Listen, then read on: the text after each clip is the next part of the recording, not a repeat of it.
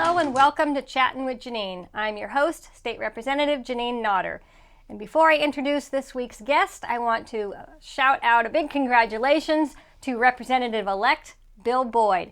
He won the special election on Tuesday of this week, filling the seat that was vacated by our late Speaker, Dick Hinch. And may his memory be eternal. And before I think about it too much, because it always makes me cry, I'm going to introduce the young author, Tom Zompakos, who is this week's guest. Welcome, Tom. Thank you. Great to be here. Did I slaughter your last name? No, you got it perfectly, actually. You got it perfectly. So I did start reading your book. I saw it on Facebook, and I'm like, oh, that's a young author. I want him on the show, because I think it's awesome that young people can write and get things published. And the last young authors I had on the show, I just wanted to give them a shout out too. Emily K. Murphy wrote this book, Kissimmee's Newport, 1894, so a little historical fiction. And cool. Then she wrote a book with Mary Leonarchek, and I have to look at it. It's 1819. Yeah. I was looking through them a little bit before the show. They look interesting. That's historical fiction stuff is always kind of fun. It was a fast read. It was interesting. One of the girls at the time, it's been a few years now, she was working at Market Basket, and I saw her in there one day. I went, oh, this girl wrote a book. Of course, I embarrassed her, and then she's like, pretending not to know me. That's too funny. No, but they were good, and I'm going to keep them. And now I have this one. So I just barely started it, and the title is Odd Jobs and After Hours, a fiction collection. Yes. But the chapter I was reading was you're at camp and you hopped on a raft and went down the raft. Yeah, a mattress. So the mattress from the cabins, using that on the mattress. creek. Okay, how did the mattress not get waterlogged in the sink? Oh, it's one of those kinds with the, it's air. The rubber. Yeah, an air mattress with a rubber thing like that. So it floated. You went over a waterfall? Yeah, there were rapids there, so there were logs and rocks and things, and I kind of had to kick my way around them or paddle around them as much as I could, kind of lean it, steer it a little bit, that kind of thing. It was. You did describe that. You did describe that. Yeah. It was a fun time. I mean, I call it a fiction collection because obviously, when you're writing about something that inspired you, maybe you've got people in your life who know that it really happened, or know that parts of it really happened, or know what inspired that story. But you also need the creative freedom to move away from boring details or to condense certain things. And so it just seemed like a simpler way to go. But that was a fun time. And it's funny to me that we're talking about that one, because when I'm back from work and in town, when I go, it's like at least once a trip when I'm back with the people who were there with the rafting on that mattress, then it comes up pretty much every time. So it's a fun memory. It's definitely, I'm glad it's in that collection, because it's a fun memory. Yeah, there's a lady named Michaeline Delafera. She lives in Hollis, also a New Hampshire lady. And she has many times taken collections of stories and put them together into a book. So I actually wrote a story with my son, one of my sons. Is that right? Yeah, and it was a fiction story, but we took like parts of things we knew. We have friends that live in Hollis, and they have this old barn, and there was a hurricane. I don't remember the year now. I want to say it was 1932. I could be wrong. But this hurricane blew it, so it was tilted. It's forever tilted, so that's in the story. Okay. And then when we first moved here, because I'm originally from California, the first salamander I ever saw, I didn't know what it was. I went, that looks like an interesting rubbery thing. So he's the little thing is in the story. Well, I'd love to read those if they're available anywhere or something like that. Yeah, I'll have to see. I know she's still around because I had coffee with her in the spring, last spring, or maybe it was fall. Very nice, very nice.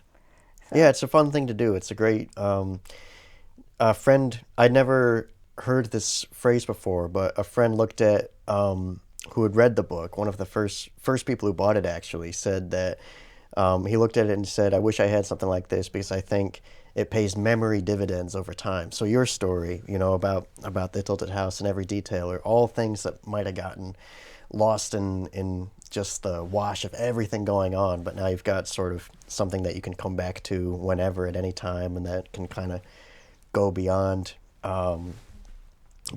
its original circle. And I just think that kind of thing is a lot of fun. I think it's really cool. Yeah, and another thing we added to that story was the roads around here that just go roundabout and nowhere. Yes. Because I didn't know my way around, and our house wasn't even built yet when we got here, so we were at a hotel. I had all these kids, Right. So we would just drive around this long road and we'd go roundabout and nowhere. It's like, did they build these roads based on the cow paths? I don't know. It seems like that sometimes. I mean, especially when you're way up north, I've gotten lost, basically. I know what you mean. It's very easy to take a turn and then wind up looping around something, and then you see something that you saw 10 minutes ago, and you think, how did this happen? Not as much with the GPS, but definitely before, when I was driving, but before I had a phone and everything, which was a very narrow window, but it was a little time. I think the first author I ever met was when I was in high school. So we're talking way back in the last century. Mm-hmm. And she had graduated from my high school, and she came in and showed us her book when she finished it. And it was this big, and she had written it in pen. Yeah. Can you imagine that? You're writing your whole story now with a pen and paper? That's kind of a shocking thought. I mean, I do a lot of pen and paper just because it's quieter and it's more peaceful. But the thought that every page, I mean, it's kind of amazing to think about, because it's not just that someone who wrote a book that big before you could just change a digital document was doing it by hand. They were typing it up, and if they had to type everything perfectly every single time, and if they had to fix one mistake, a page had to get retyped. Just the whole thought of it, right. How inconvenient it was. And people used to use a typewriter. Yeah. Now people do that, kind of for fun. Again, just because it's quieter, it doesn't send you all these dinging alerts. It doesn't have a message from your friend up here. Yes. A news alert right there. Yeah, I didn't even think of that. And an ad pops up from something else you were doing, and you can have YouTube going in the background. But if you just it's just a tool for one thing. I was actually saying that to a friend of mine recently, that there used to be different objects for different functions. That the camera was one thing, the phone was another, the writing tool, the typewriter, whatever it was one thing that did one thing. And now everything is just kind of condensing down into a couple of different screen tools. So I do like to do that. I do like to kind of quiet everything down by going back to pen and paper when working on a project. But I can't pretend I don't enjoy the convenience of just changing something anywhere or taking small sections out without having to redo anything. This is your first book, I presume? This is my first book, but it's not my first piece of writing that I put out there that kind of did relatively well, like on a small scale success. I'd had 2 scholarships for playwriting in college, so my sophomore year and my senior year. And the one that got performed my senior year actually went on to a pro performance in Portsmouth. They have a little theater there called the Art Space, and then once more in Concord at a place called the Hatbox. And then that's really cool. And then surprisingly, one little thing at the University of Dallas in Texas too. So that place called Whatever You Want, and it is something that has. It's I'd love to dust it off and get it produced again and do that, because I think I'm just really excited with sort of the reaction that I saw from people around in the audience when it was going on. So you're well accomplished. Good job.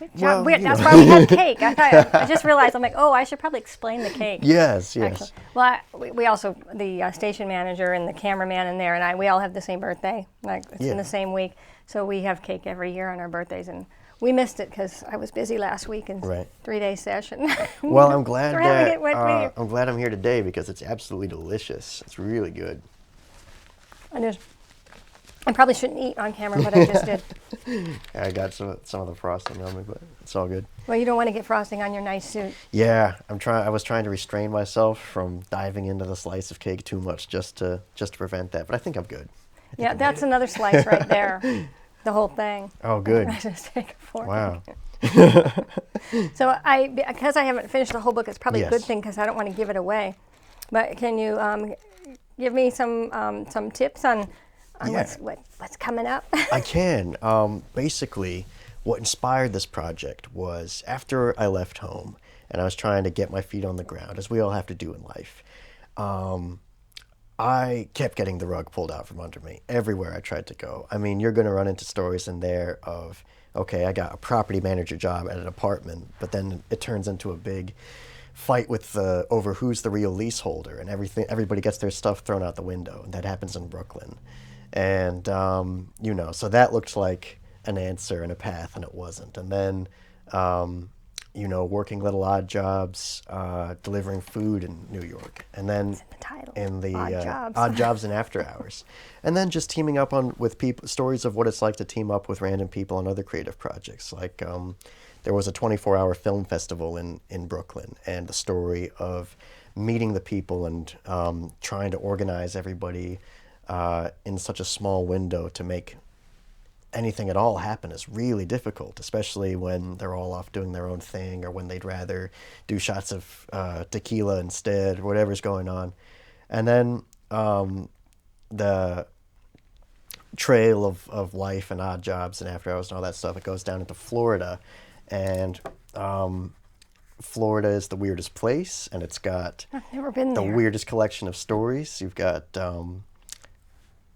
kind of an encounter with poachers, an encounter with some pretty wicked landlords, a boss who wants to fight me because he knew that I'd picked up boxing at the time. Oh, nice. And so it's just sort of conflict and craziness and drama, and then just sort of looking for a way out of that. So all of that, I was making notes as all of that was going on, because it just seemed, I would tell my friends this story on the phone or when we were meeting up, and they said, "That's crazy," every time. "I can't believe that. I can't believe that really happened." There's a story of a roommate who completely snapped, and he said he was going to cut my head off with a hatchet. Oh. And I just... That's odd. Yeah. That's definitely odd. And I would just make notes as all that happened, and then I sat down for about a year and just consistently worked on figuring out what to leave in and what to take out and what to... That question? Yeah. I had that question, yeah. Oh, sure, like sure. How long? And then that's how this came to be. Well, that's awesome. I think it's awesome, and I think I'd like to inspire others to want to write. What came to mind while you were telling your story was a friend from high school who was homeless for a while. Yeah. And I don't know how he found my number, but one day he just called, and I was like, weird. How are you doing? I'm like, who is this? He told me who it is. I was on the top of a mountain at the time when he called. I'm surprised really? I got that Cannon Mountain. I'm surprised I had cell reception.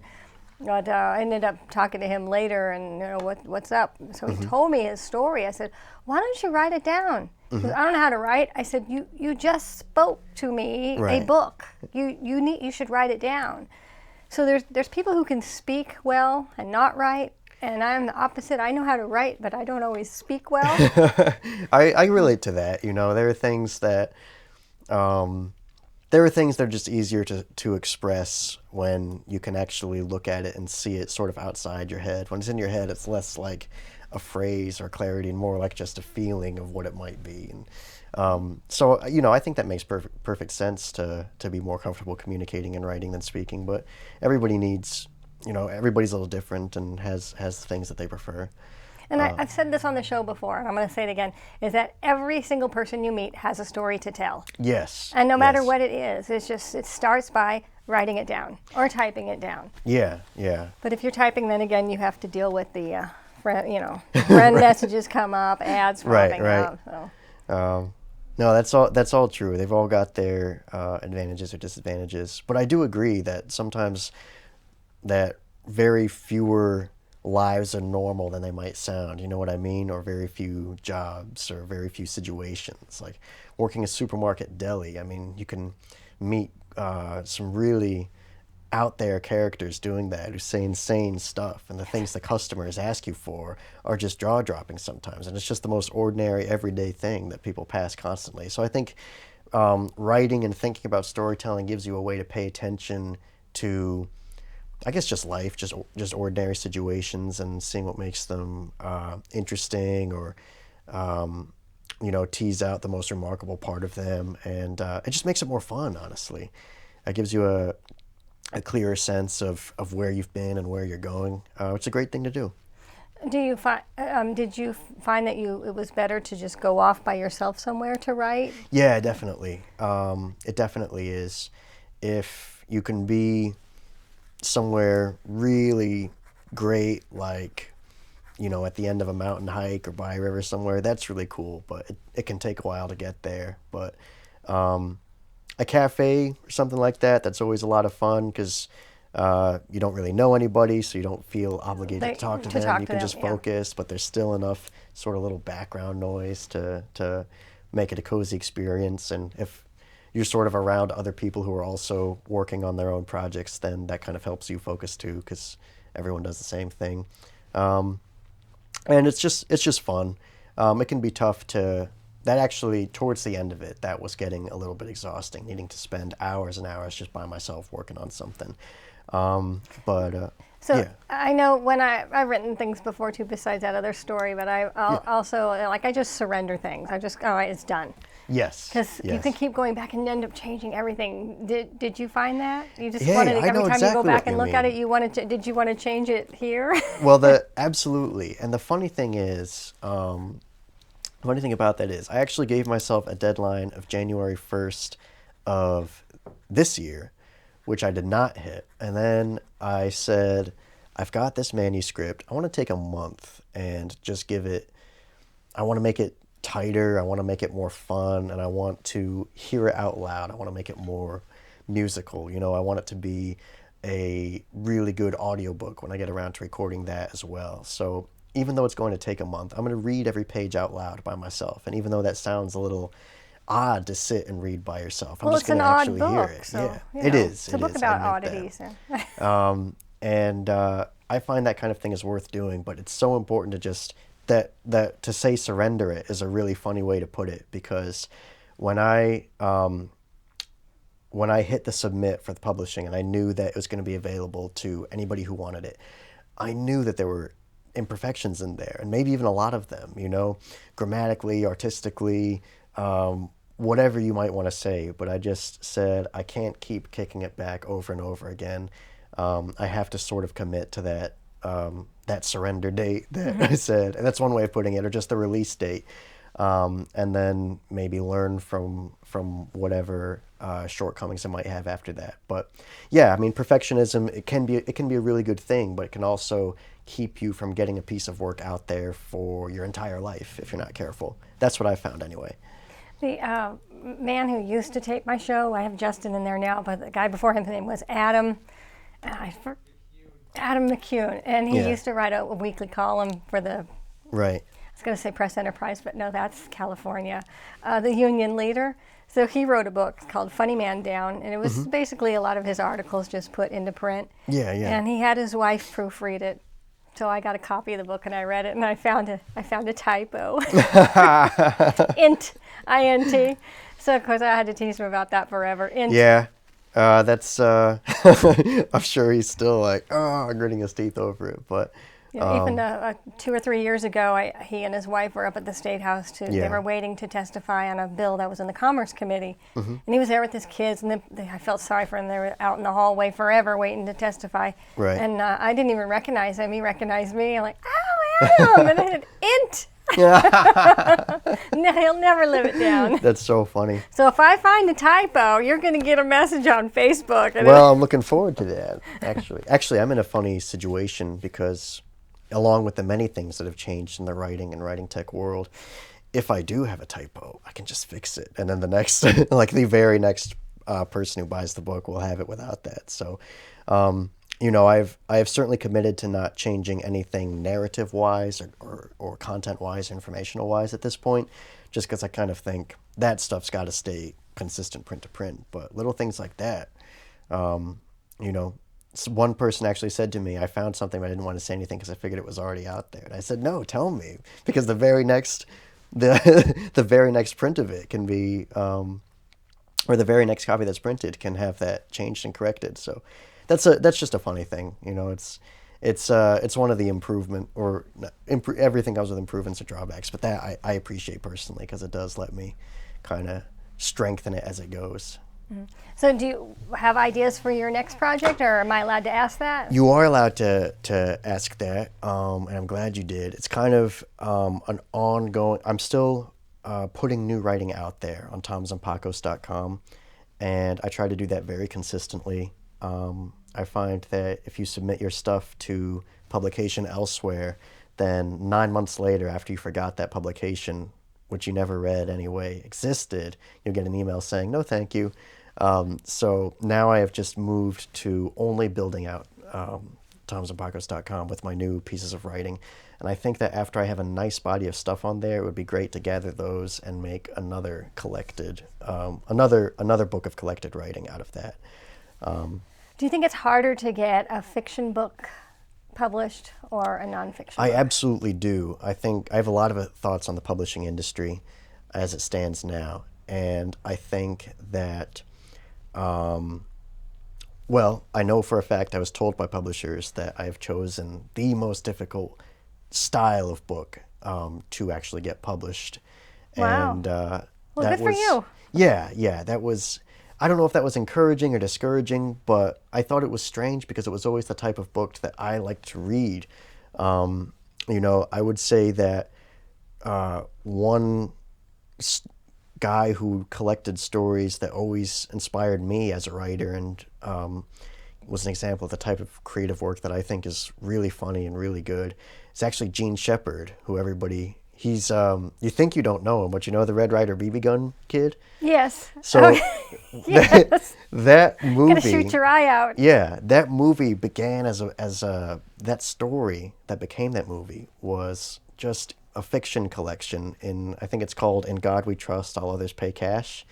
And he just writes Americana. He takes his memories and he brings out the funniest parts, and he just kind of, he really sees the magic in everyday life, and kind of affirms that everybody does have a story, and that you don't need to be writing about blaster guns or elves and fairies for it to be cool. And, I mean, he finds like the most remarkable thing in like the candy store that he went to in the 30s, or the bully in town, and how he handled that is a great story.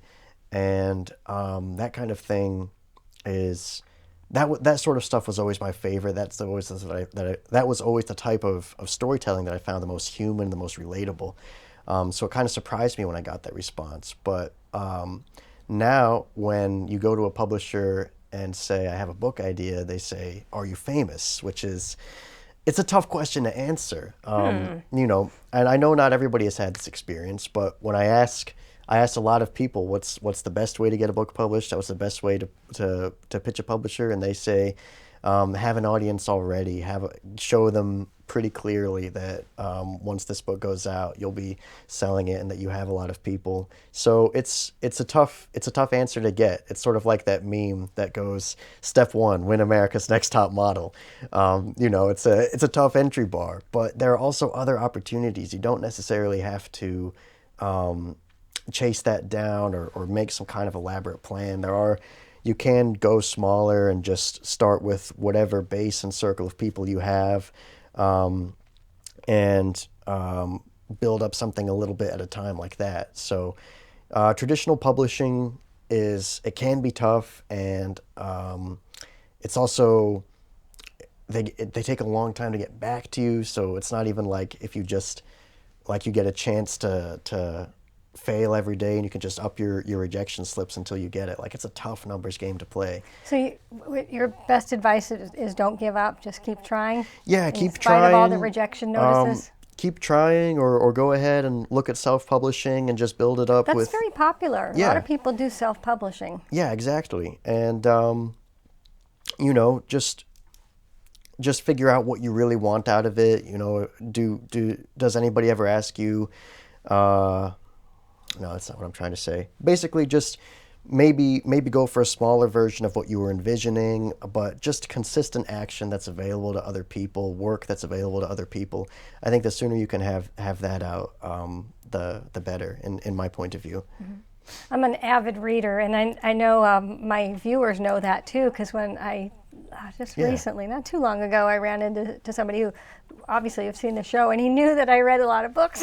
We were Right, talking right. about all the books I read. So, and all kinds of books, history, just silly things like this. Yeah, yeah. I'm like that too. I'm in the middle of I'm always in the middle of a few of them at a time. I'm moving things around right now, and I just found in the basement The Day of the Triffids. I don't know if it's science fiction.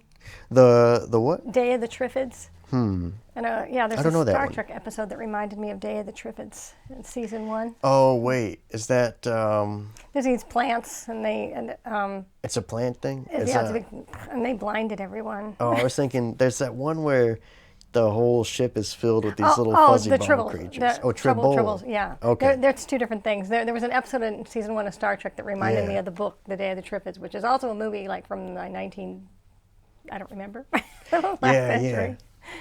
We have a minute left, believe it Okay. or not. Oh, that was fast. That was really, really fast. So if there's the viewers want to learn more about you and about your writings, it's Tom Zompakos. TomZompakos.com. Tom is Tom, Zompakos is And Zompakos. it's all run together. There's no period. Yeah, there's no punctuation or All anything, no lowercase? space, all lowercase, just Okay. TomZompakos.com. We may have put it on the lower third if we remember it, because I sent it in before the show. But Yeah, he said he was going to help me out with that, but I don't know if there was space for it. So, but you can always find new writing there, and it's very easy to find the book there as well. Well, it's always nice to see my Facebook friends in person. So I know, Tom, thanks for likewise. coming to Merrimack, and Thank you so much thanks for having coming me. on Cake Day. And now that the show has ended, we can eat our cake. Thank you for Perfect. watching. I'll be back. We're going to do a show on Meals on Wheels next.